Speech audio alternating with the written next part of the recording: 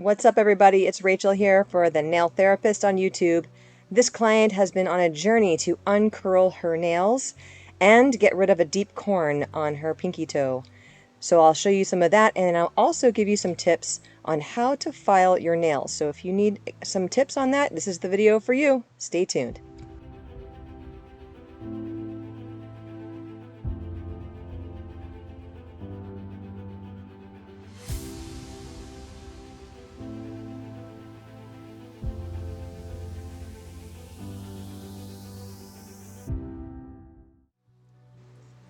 Like I said, we're going to go over the corn removal and some nail filing tips and talk a little bit about the bracing system that I'm using on her big toenails to help her nails flatten out.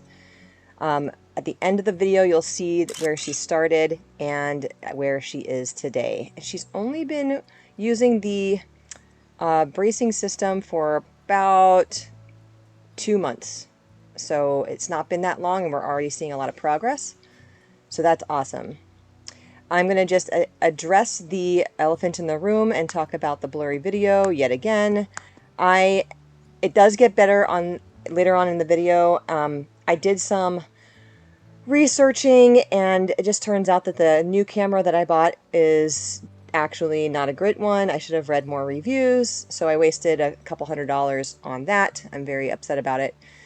But in playing around with my camera phone, I've found some other settings that now I understand a little bit more because I've done some more deep diving and trying to educate myself.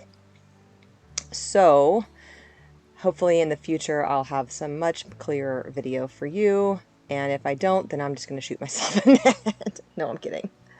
I'm kidding, guys. It's not that serious.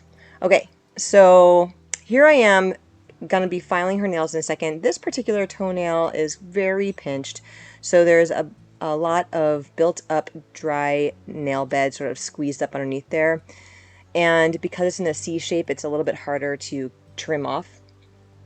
So you'll see me whenever I get to the other nails. I have a very routine approach to how I file.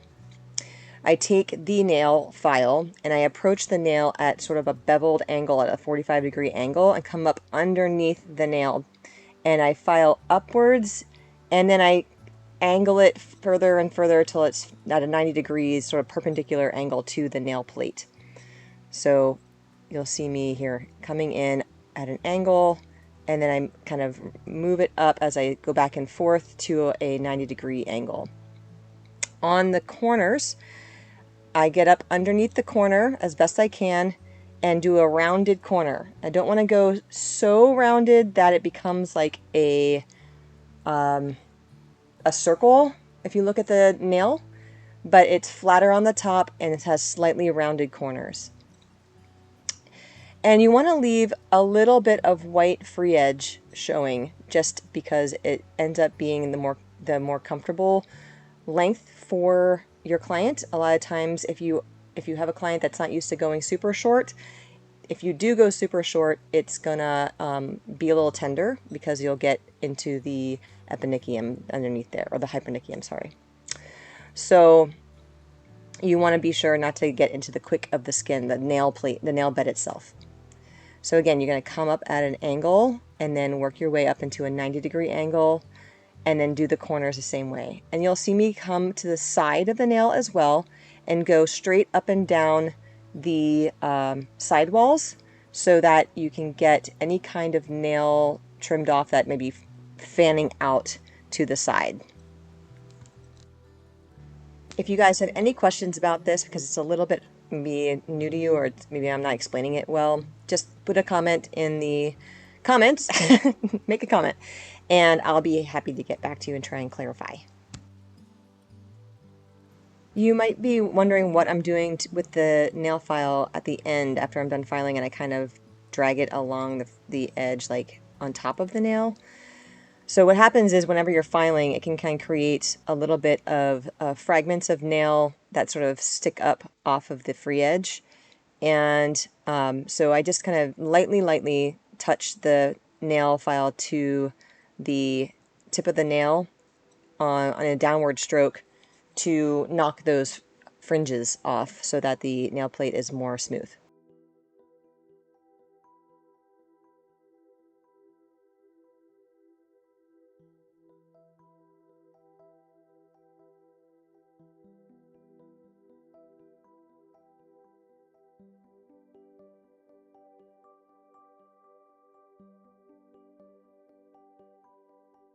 So here I'm just using the Long and Lean Tapered Barrel by Erica's ATA to remove the cuticle off of the nail plate. I don't need to do any thinning on this particular client. She's got pretty, regular nail thickness, so I only need to be focusing on maybe smoothing out any roughness on the nail plate and clearing off the cuticle.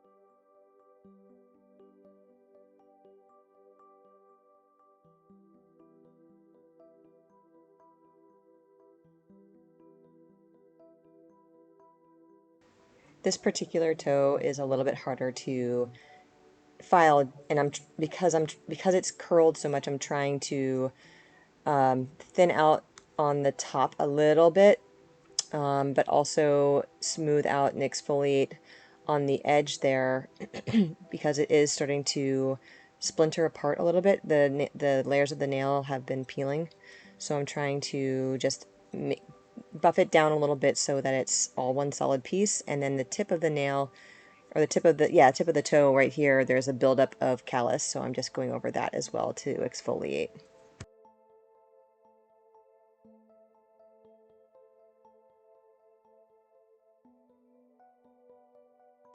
If you're new to my channel, you may not know that I start my pedicures off dry, and then I soak after I'm done with removing the cuticles and filing down or smoothing out some hardened skin. Maybe that's around the toes or around the soles of the feet.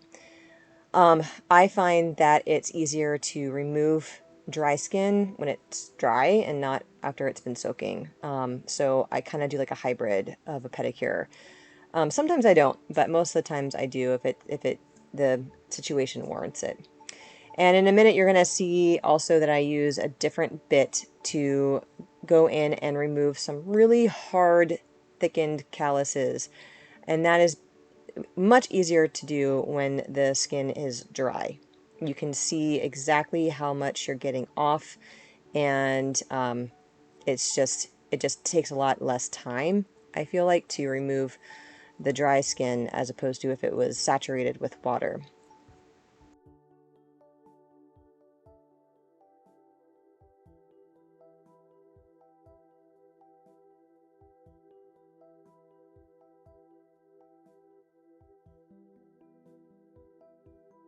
So this is a Carbide Cone Bit that has much deeper teeth, and it's great for removing really hard calloused skin that's thicker, because otherwise I'd be just going forever on her foot with the foot file and my arm would get super sore. So this way I can kind of remove a lot of the bulk first, and then after she's done soaking and I use some more callus softener, I can really smooth it out and make it a lot more soft.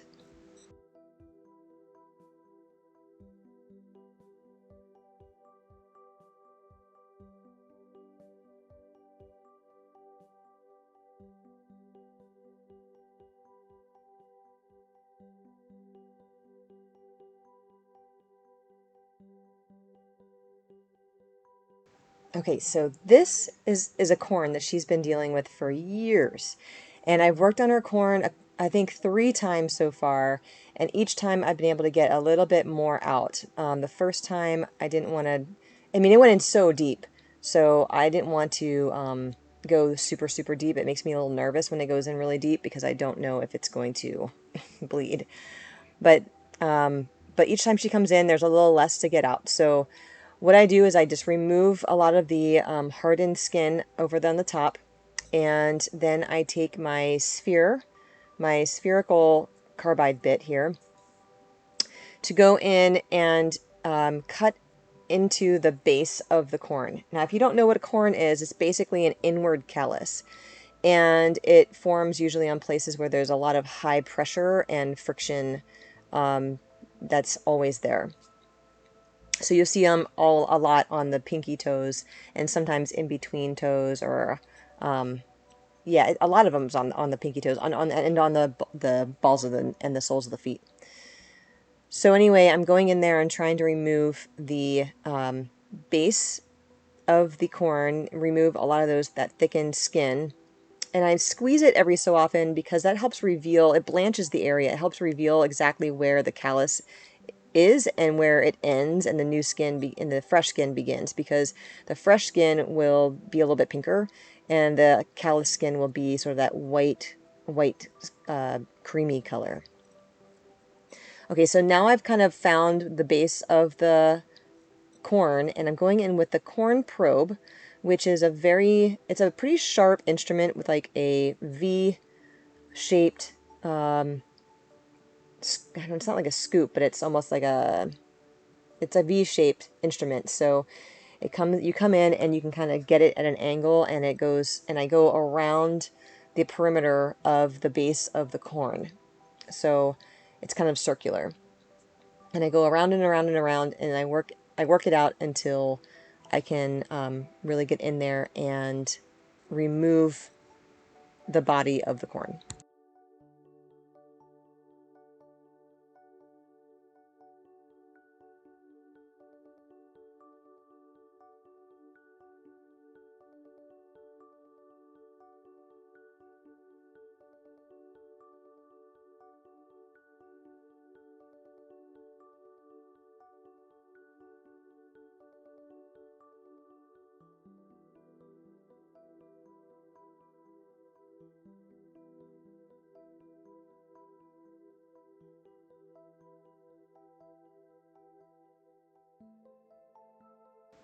So here you can see the seed has been worked out, and it's still lightly attached, so I just pull it off. And that little booger really gives her a lot of pain. So then after that's done, I'll go back in with the carbide bit here, and I'll continue to smooth out the hardened skin that was around the corn and try and soften it.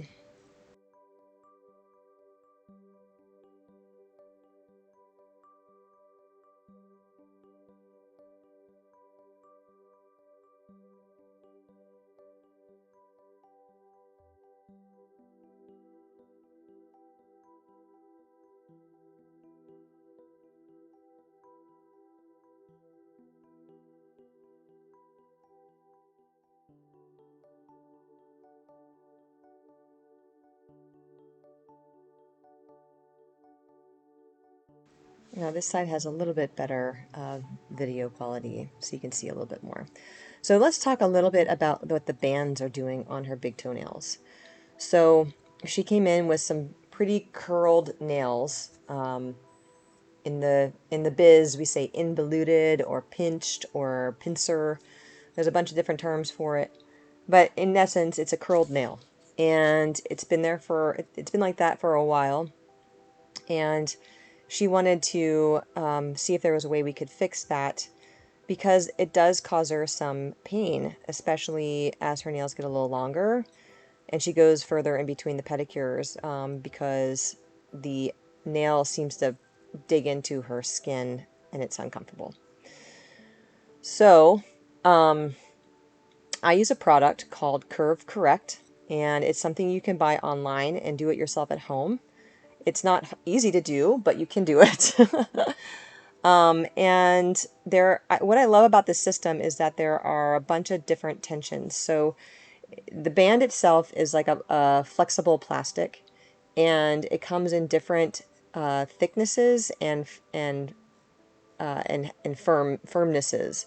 So if you want to, they have I don't remember the highest they go to, but they've got like a standard thickness or standard tension all the way down to the ultra low tension. And so usually with somebody who has pretty curled nails, I go with a lower tension because doesn't pull up on the sides of the nail as hard, which if it pulls too hard, it can be very uncomfortable. I did it to myself to test it out, and my toe was throbbing at night because I put on the wrong tension, and it felt like my toenail was being torn off. So it's very important to find the right tension when you're using the Curve Correct. And so because her nails were super curled, I think I used the very low tension, which is pretty flexible, but would still give her enough, you know, pulling on the sides to begin flattening out her nails. So she's been wearing the Curve Correct on both of her big toenails for about 7 or 8 weeks now, and so I didn't have to do anything. If they're still on the nail and they haven't moved and they're not loosened, I just leave them and let them stay on as long as they can stay on until they grow out. And then we'll probably put on the next level up tension the next time she comes in to continue to flatten it out even more, because right now there's still a little bit of too much curl on especially her right foot, and you'll see that in the pictures.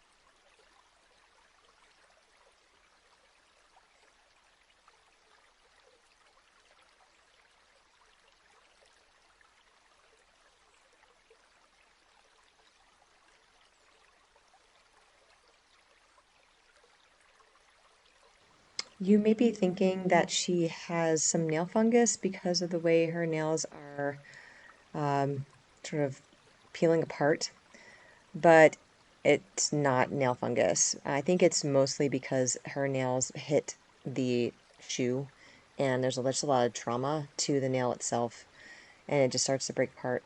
And she doesn't do anything to like nourish the nail either. So I'm going to talk to her about what she can do to help nourish the nail and keep it hydrated.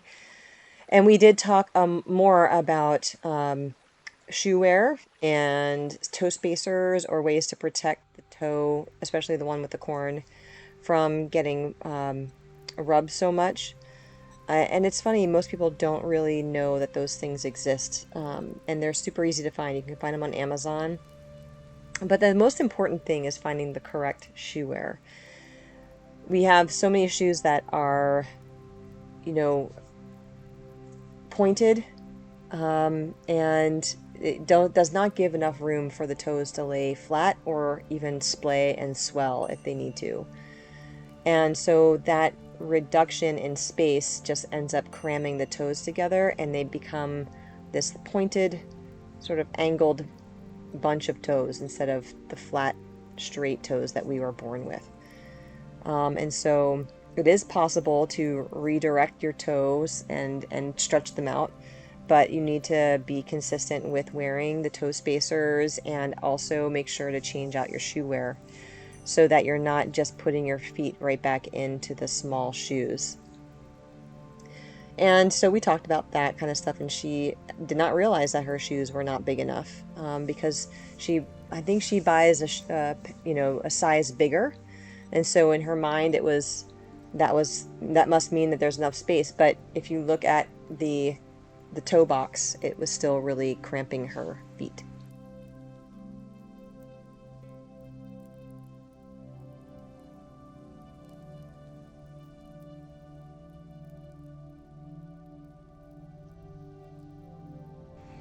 Oftentimes too, you'll see people with uh, calluses on the tips of their toes just underneath their nails, like what we're seeing right now. And it's not just because their feet are hitting the tops of the shoes. It could mean that they are curling their toes down and gripping with their toes in an effort to maintain balance. So that constant pressure, that downward pressure, creates the calluses on the tips of the toes as well.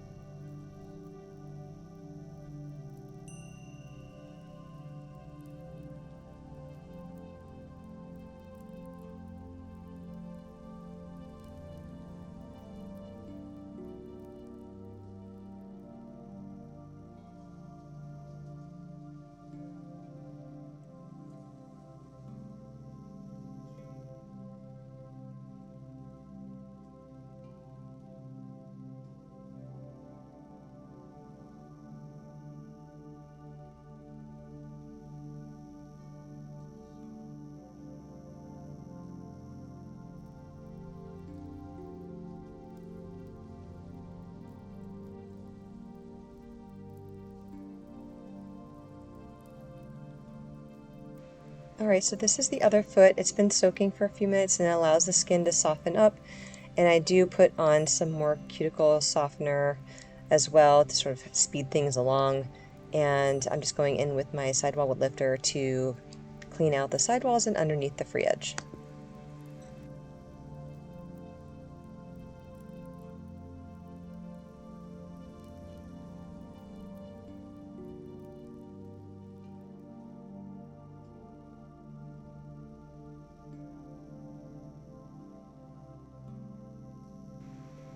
On a more personal note, Thanksgiving is coming up, you guys. I'd love to hear what you are all doing for Thanksgiving. Are you going to be seeing family? Are you going to be taking it easy? What's your favorite part of Thanksgiving? What's your favorite food that you eat or look forward to eating? I personally love making my stuffing. It is a recipe my mom made, and I've been copying it ever since. It's got two different kinds of bread, sourdough bread and pumpernickel bread. And then there's chestnuts, raisins, apples, sausage, and like all the herbs and stuff like sage and rosemary and thyme. Like the song, parsley, sage, rosemary, and thyme. And it just is delicious. So I look forward to that with the cranberry sauce every year. We're just going to be hanging out at home. I'll be cooking for just my husband and my 3 kids this year. So leave in the comments what you are going to be doing and your favorite food.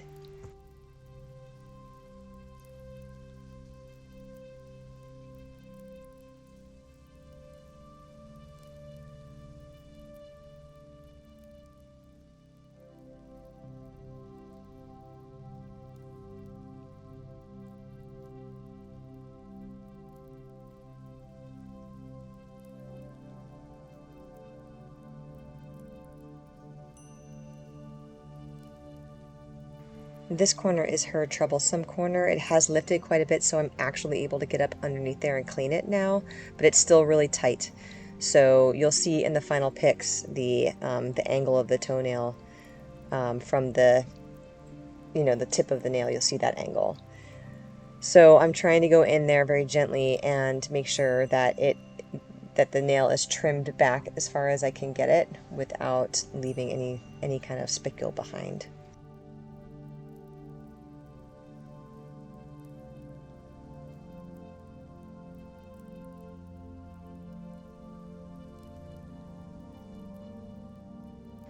I don't know what happened, but I think I just forgot to press record on the other foot when I was using this e-file bit. So I did do this on the other side too. I just forgot to record it.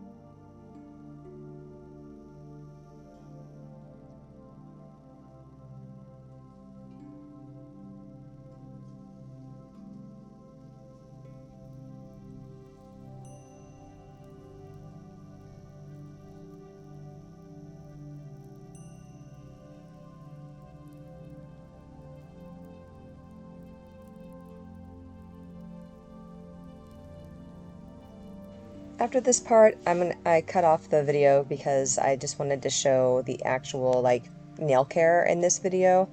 So you won't see the rest of the pedicure where I'm doing any kind of buffing or exfoliation on the foot. But if you guys have any questions about anything that you saw in the video today, please leave it in the comments, and I'll make sure to respond ASAP. And I just want to say thank you for hanging out with me today. It was nice to chit-chat with you, even if it's just one-sided from my end. I do love going back and forth with you guys in the comments. It really just makes it more fun for me. So you're going to see some before and after pictures here in just a second. That is from the top down. You can see the angle of the side walls changing.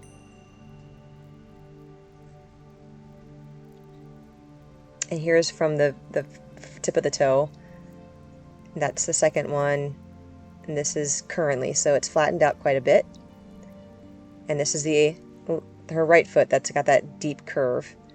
It's already flattening a little bit and a little bit more. So can't wait to keep going with her, and I'll do another video updating her progress. Thanks so much for watching, you guys. Have a wonderful day and a wonderful holiday. See you soon.